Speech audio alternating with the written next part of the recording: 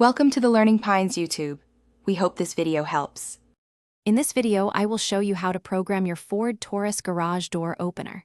First, let's clear any old codes.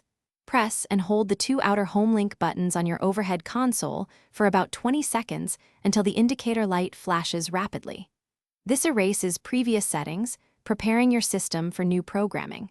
Make sure your car is parked outside the garage for safety during this process. Have your garage door remote handy. Now, let's train your HomeLink system using your garage door remote. Hold your remote 1 to 3 inches away from the HomeLink button you wish to program. Simultaneously, press and hold both the chosen HomeLink button and your garage door remote's button.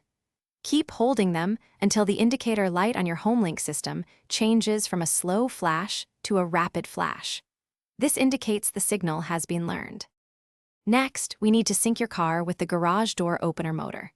Locate the Learn or Smart button on your garage door opener unit, usually near the antenna wire. Press this button once. The indicator light on the opener will illuminate.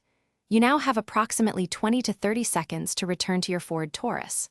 Once inside, firmly press and hold the newly programmed HomeLink button for 2 seconds, then release it. To finalize the process, press and hold the programmed HomeLink button again for 2 seconds, then release.